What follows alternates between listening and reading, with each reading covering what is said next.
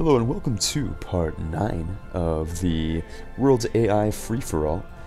This will be a very interesting part of the series as the entire world is engulfed in flames. The Soviet Union, of course, was most recently declared war upon by Persia, and the Soviet Union is also at war with France, where they seek to take eastern France, which is, of course, in modern-day Poland. The city in question is modern-day Kaliningrad, which is indeed Russian. So if Russia can get a hand on Hamburg, they have a chance at recreating history in this particular series. Let's now go east into Central Asia, where Persia is sending out some helicopters and infantry towards the Soviet city of Krasnodar and Sverdlovsk. Another point of interest is, of course, the war that's brewing over here in North America, particularly in the northwest of modern-day North America, of course, in British Columbia and Alaska, the state of Alaska, in modern-day United States.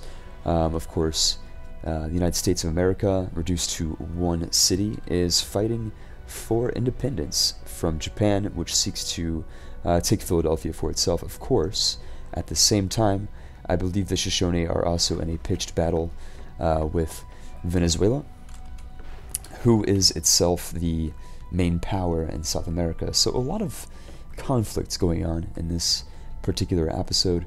I will do my best to cover all theaters of war, but it will be particularly challenging for a few different reasons. As you guys can see, there's just too much conflict going on in this episode for me to give you guys a fair representation of everything. So we'll be taking it slowly, one turn at a time. It is my guess that Hamburg will fall next turn to Soviet land ships in IS-2s. Of course, the IS-2 is a main battle tank, or rather the predecessor to the main battle tank, designed by the Soviet Union. I believe the IS-2 actually stands for Stalin. I think it's his first name and his last name. So the Stalin II tank. Sudan, of course, is an ally of the Soviet Union, and they will fall next turn to Persia. Persia, of course, also has a firm grasp on Armenia as well. So enough bickering, or enough commentary, I should say. Let's go ahead and end the turn.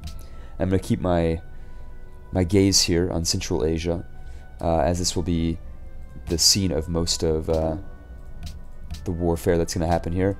Of course, suffering massive attrition, Persia is still setting its sights on Sudan. We'll see if they are able to capture it.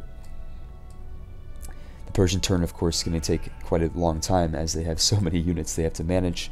Too bad that the Black Sea is cut off historically here. The Bosphorus does not exist, because the Soviet Union does have some battleships that they could employ.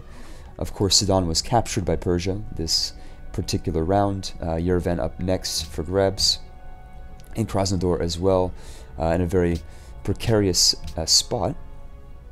We're going to go back over here to French Poland, which I believe will change hands to the Soviet Union this turn. The Soviet Union, of course, making peace with Kilwa and snatching Kaliningrad, quite historically, which is now under firm Soviet hegemony. If it was me, if I was Stalin in this particular situation, I would make immediate peace with France and commit all of my troops into defending Russian territory against the Persian invader. But I'm not Stalin, so we'll all have to see excuse me, what strategies they employ. Going down here, of course, Persia still has a very large army in Southeast Asia.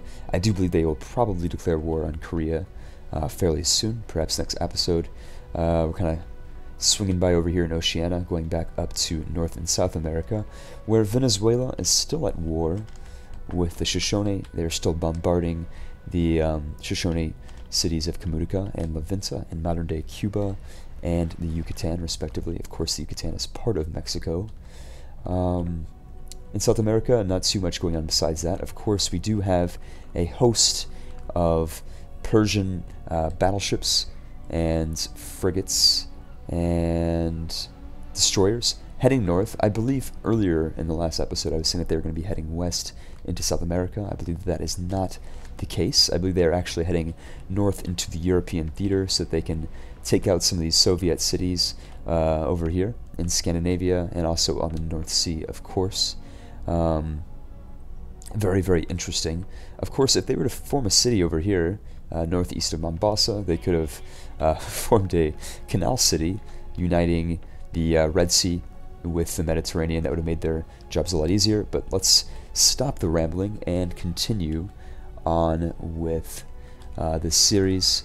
I'm going to now position my camera over here so that it encompasses both Central Asia and Armenia, as I believe these will be the points, the most hotly contested points in this episode, or rather this turn. And Hamburg has been recaptured by France. Let's go and take a look at that real quick. But will more than likely be retaken here in the next turn. Of course, we're looking here at Krasnodar and Yerevan. Both of them have held out, quite surprisingly. Now, if the Soviet Union is able to neutralize the infantry outside of Krasnodar, including the helicopter gunship, they will be able to defend it, of course, since ranged units such as anti-tank guns and artillery units cannot capture cities. And you guys can correct me, I think the anti-tank gun is a ranged unit. If it is a melee unit, disregard what I just said, as they will be able to capture cities. Of course, the Battle of Yerevan is in high swing. Russia really in no position to defend their Caucasian region of Dagestan, Chechnya, and Armenia. Of course, Georgia as well is over here somewhere. So, Soviet Union is in a bad position, as we discussed in the last episode. Of course, the main Persian battle fleet from the Indian theater is heading north into Europe. North America seems to be relatively peaceful, as usual. I say as usual. Ever since the United States was overthrown, North America has experienced a great period of peace and a great period of famine. As you guys can see, food is not being distributed towards former American and Texan territories in a very racist maneuver. Houston, of course, is starving, as is Elite. And Austin's doing pretty well as the main center of, I guess, the previous capital of the Texan Republic. Texas, of course, disappearing in episode 2, unfortunately. Let's go over here to Asia, where Japan, while still at war with America, is not making many moves on them. Of course, Persia is still at war with Germany, but only nominally, as Persia seems to be focusing more on taking out the Soviet Union. And if the Soviet Union had a military unit for every single archaeologist and worker that they had, they would be in a very good position to defend their country. But as it currently stands, they do not. So let's go ahead and end the turn and see if Krasnodar and Yerevan will fall this turn. It is of this observer's personal opinion that they will. Of course, we can see them suffering attrition now, but the Iron Curtain does not seem to be powerful enough to prevent Persian ambitions into northern Europe and Asia. We're just going to call that Eurasia for ease. Of course, Krasnodar was taken captive by the Persian army this turn, most unfortunately for Stalin and the Soviet Union. However, that being said, if Stalin were to hit Krasnodar with a few bombing campaigns and their infantry unit, they could probably take Krasnodar back this turn, but they were not able to.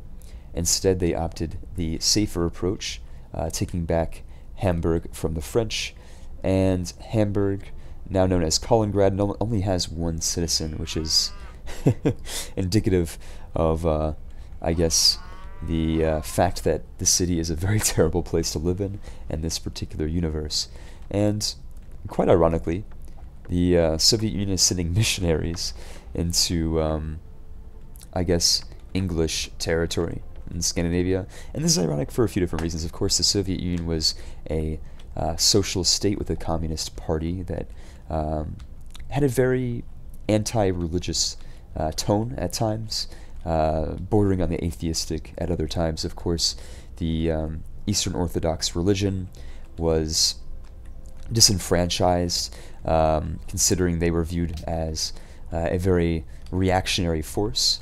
The Patriarch of Moscow and of Eastern Orthodoxy, of course, Russia to this day is a very Eastern Orthodox country, but back then, during the Tsar's time, in the Imperial Russian period, in the Russian Empire, religion played a very large factor, as Eastern Orthodox priests held considerable power. So when the Soviet Union took over, after the October Revolution, a lot of priests were disenfranchised, churches were taken control and redistributed as possessions of the Communist Party. I'm not going to get really into this too much, but it's just a bit ironic to see that the Soviet Union has a religious unit, as if it were to be perhaps historically accurate, this would be a atheistic missionary, which, you know, I'm not sure if those even exist, but if they do, that's cool.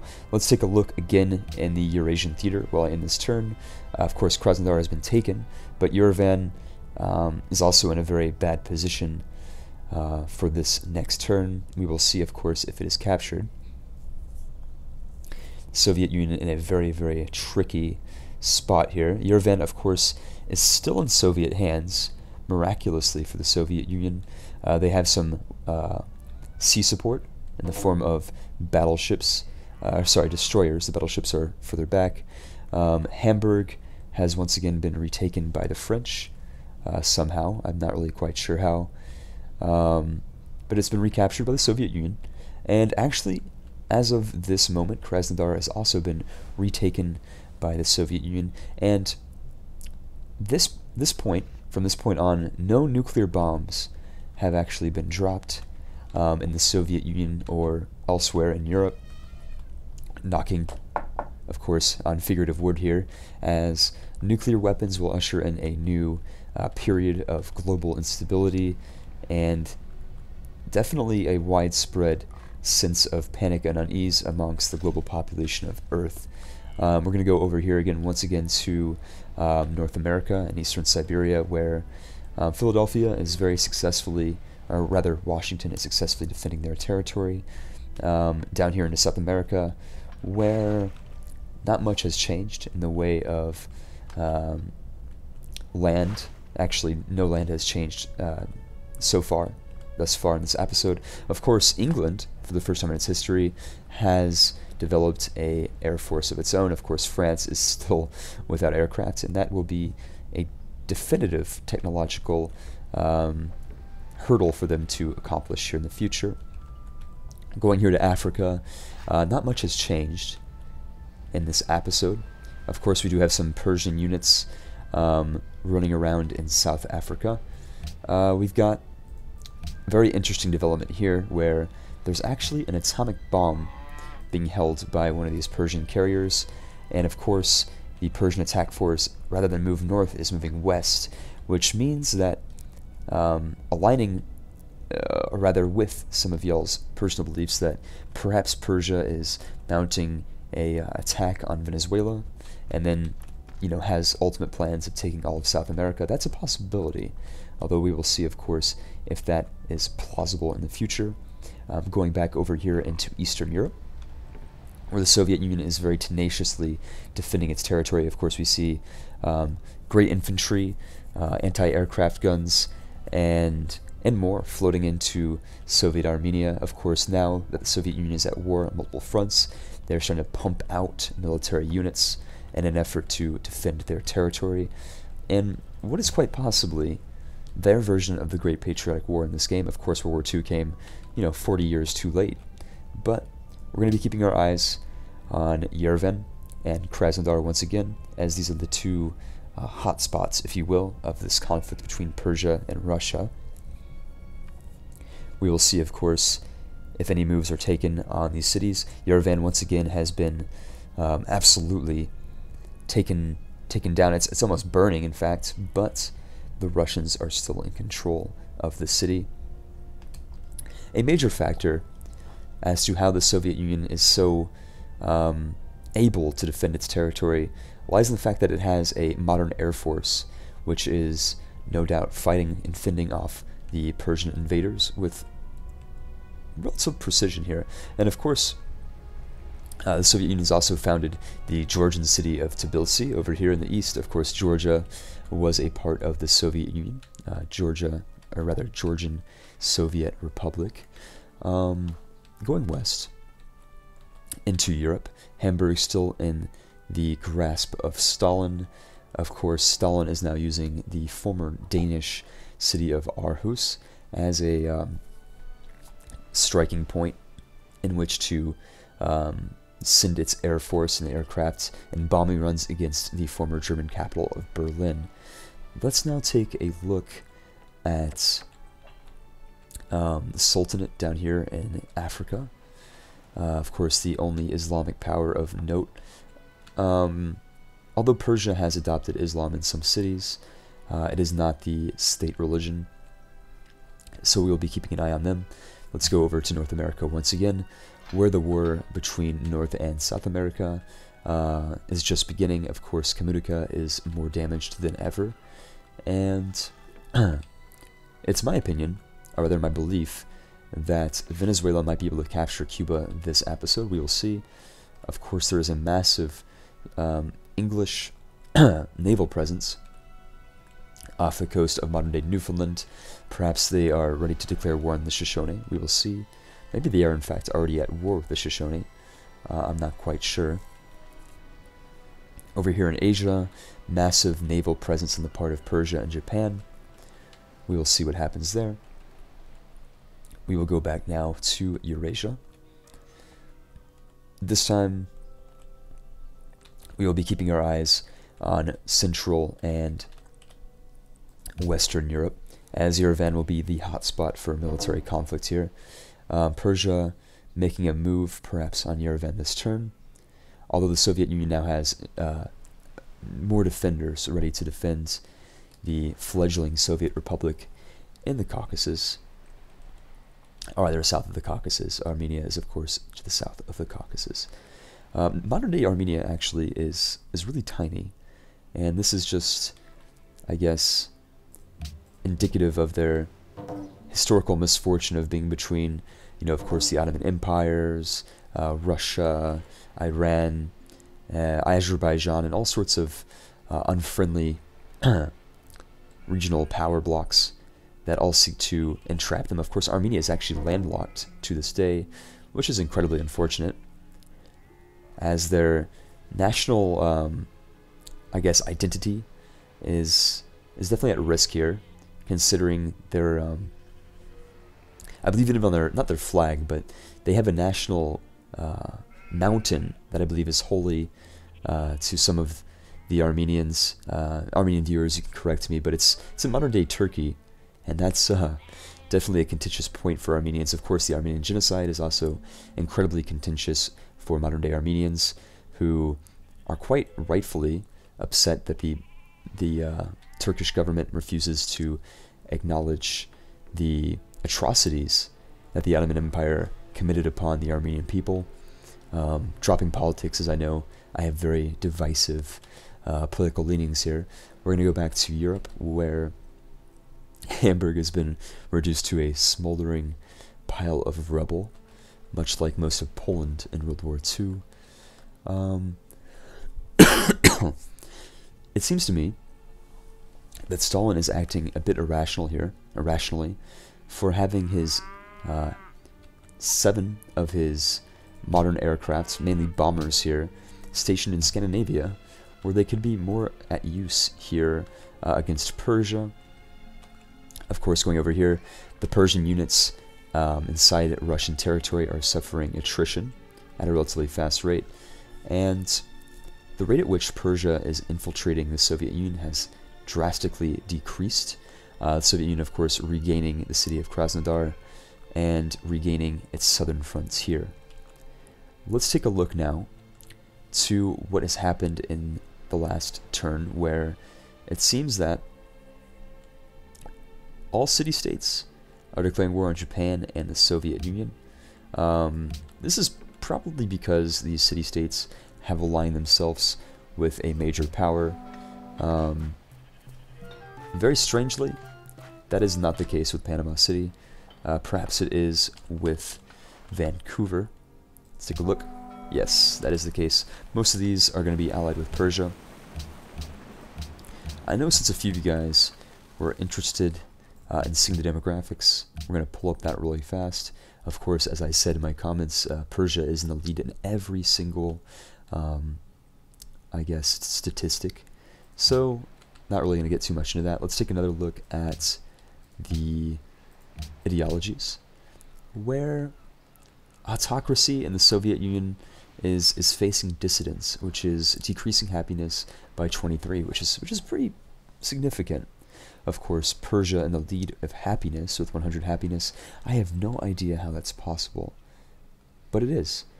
And I didn't notice in the last episode, but France has actually adopted communism, which is not too, unheard of. Of course, when I was in France, there was a city in the south of France that has a communist mayor, and as an American that was visiting France, I was kind of thrown a little bit aback that there were communists in position of power. Of course, in America, they are demonized, so that was good, interesting to see that the Communist Party of France has a significant holding in certain parts of industrial France. Of course, they're very popular with union workers. Let's getting back to the series. Let's go and end our turn and see what's going to happen with Yerevan, and perhaps even Krasnodar as well. We'll keep that also in the camera here. Both cities taking fire, but successfully able, they're very much successfully able to defend themselves, which is good. We've got a Korean caravan, which just must be in a situation of utter confusion here as he makes his way across the Central Asian steppe between the warring countries of the Soviet Union and Persia. Very strangely, I know the caravans in the industrial era advance into trucks, but there are literally no roads here. So this truck is trekking across desert and oil fields, and I don't really see how it's possible, but this is, of course, a video game where real-life rules and physics very rarely apply. Of course, France is still at war with the Soviet Union. Miraculously, the Soviet Union is actually not only able to defend its borders, but able to push into France, where Berlin has recently been occupied by the French. Of course, it was a puppet state earlier, but now the French have opted for full control in order to pump out more military units. The French in a very dire position as they lack access to even the most basic military units. I think the entire French Empire only contains 1 rifleman, 2 artillery units, and a great war infantry, so definitely something to be looking out for here. And perhaps even makes sense why Stalin is parking so many of his aircraft in Scandinavia. Let's take a look now to the Persian battle fleet over here off of the coast of Venezuela. And I remember I said that they might attack Venezuela. I think they might actually already be at war with Venezuela. Let's take a look. We are going to discuss if you are at war with Persia. So Venezuela is currently at war with Carthage, Texas, and that's it. Okay, I see. So they're at war with Persia as well. They have no desire to go at peace with them. This might be a little bit easier if we actually talk to Darius himself. Let's discuss what cities what civilizations you are at war with. They are at war with Carthage, Japan, Texas, Stalin, of course, and Venezuela. So I'll be juggling the camera back and forth. It looks like the northeastern city of Maturin will be the next object of desire for Darius. Of course, opening an entirely new theater for the Persian Empire. We're going to go back now over here to Europe, where the carnage is only just beginning. situating our camera over here on Western Europe so we can see France, the Soviet Union, and Persia. Persia, of course, still parking some units over here in the Soviet Republic of Armenia. They are now pulling, or rather withdrawing units from Yerevan. I assume they've decided that it was a lost cause. I'm very impressed, actually, with Stalin's ability to successfully defend his territory, and not only successfully defend Russia, but also be on the all-out offensive in terms of taking out potentially the former German capital of Berlin. They do have some land ships, ironically, and actual ships on the ocean, so land ships and sea ships, I guess you could say. Still, no lack for archaeologists and workers in the Soviet Union here. Very interesting development. Krasnodar is still very much in the hands of Stalin, and Central Asia seems to be successfully defendable. There's only one more Persian unit, or rather two more Persian units, 2 Persian machine guns on the southern border of the Russian Federation, or sorry, the Soviet Union, going over here to Siberia, where things are not looking nearly as good for Japan. Japan is, of course, under attack by Persia, and I want to say that they're also under attack by the Swahili as well. Now, I'm not actually sure about that, but I'm fairly sure that is indeed the case that's going on here. The Persian atomic bomb is making its way to the west. No doubt they will be using their atomic bomb on South America, which is a very terrible thing for Venezuela. Of course, dropping atomic bombs on anybody is a terrible act of, what's the word? Crime against humanity. Of course, the only atomic bombs to be used in warfare were used by the United States in real life, of course, on Japan in World War II. So, in real life at least, no further nuclear escalations have yet taken place. Of course, once again, knocking on wood here. So, we're going to go ahead and advance to the next turn, where, interestingly enough, Japan's capital of Satsuma was taken by the Swahili Sultanate.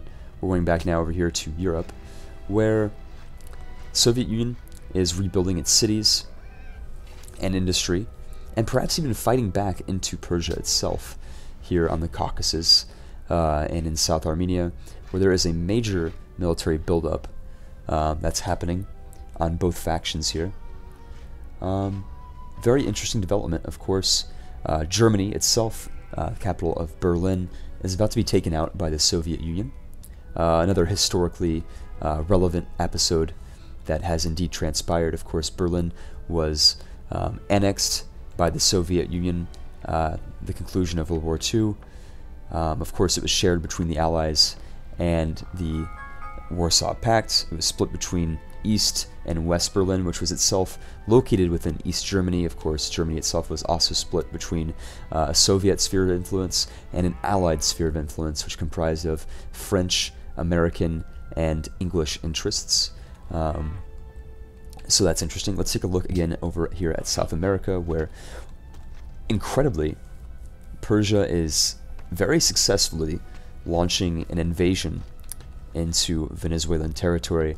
We will see, of course, if Venezuela is able to turn the tide here against the predominantly naval forces of Darius.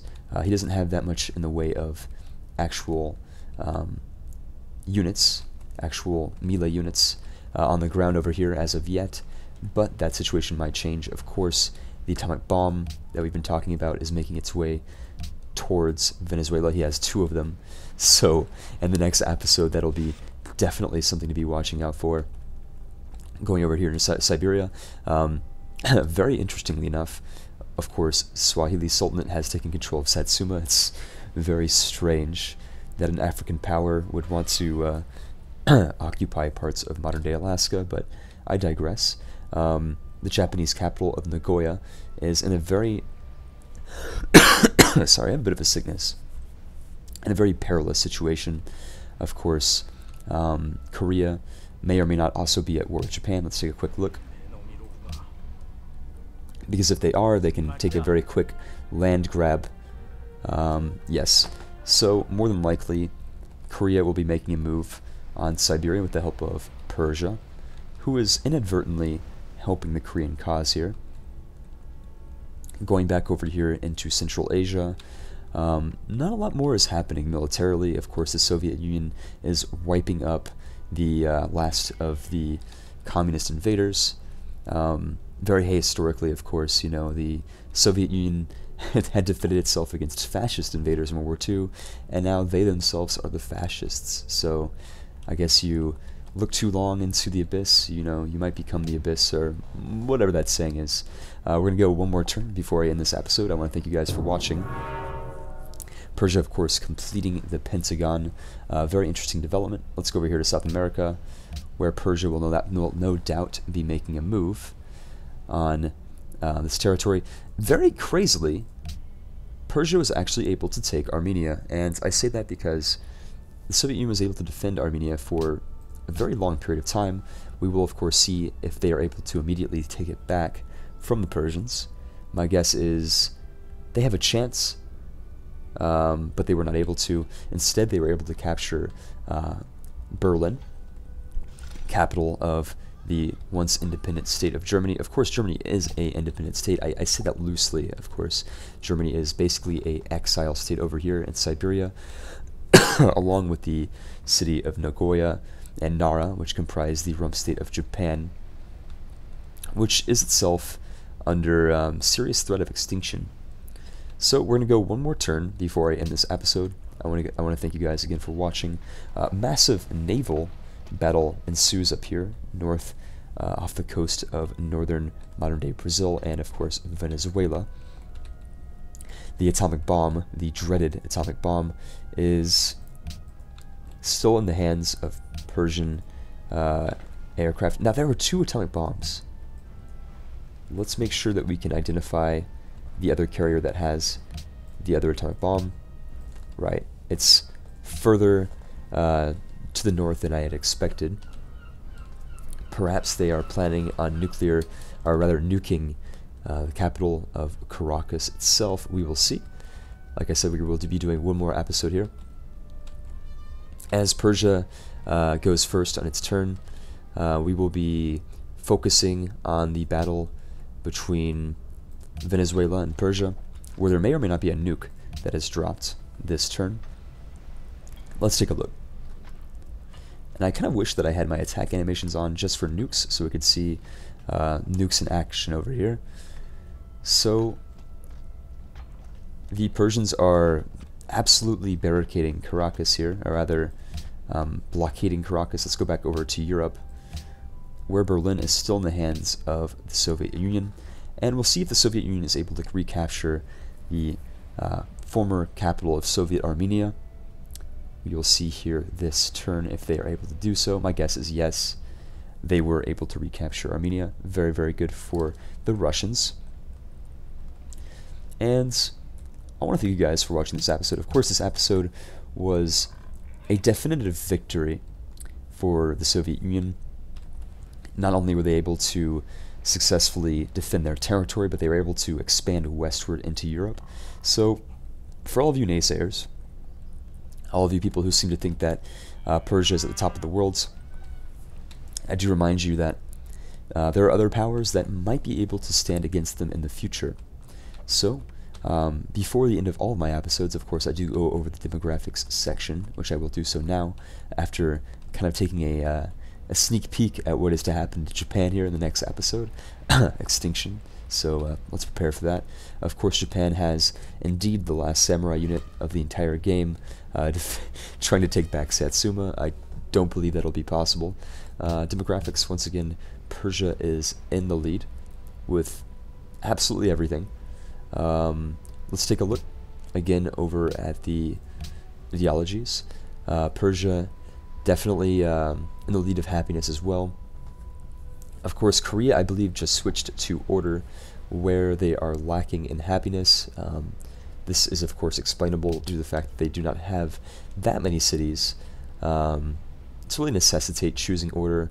It seems to me that Korea is offering an open border for Persia so they can march their armies through Korea in an effort to get to the Soviet Union and Japan. Let's take a look at the cultural, I guess, tourism pressure over here. And the lead, of course, is Persia. We've got a revolutionary wave in England against autocracy. Perhaps they will flip very soon over to order. We will see in the next episode. I want to thank you guys again for watching episode 9, and get ready for episode 10, where warfare will undoubtedly continue. Of course, the massive strike, our Persian fleet off of the coast of Venezuela will undoubtedly see action, although Persia overextending itself too much into too many different fronts will definitely, or rather potentially, cause problems for them in the future if they make too many enemies, for instance. Another neutral nation as of now could definitely strike. Kilwa definitely in a position to take Persia by surprise. Persia having no units, no military units in the Levantine region, or the region of modern-day Saudi Arabia, Yemen, Oman, and the Gulf states. So, thanks for watching episode 9. Stay tuned for episode 10. It'll be out very, very soon. And I'll see you guys on the next episode.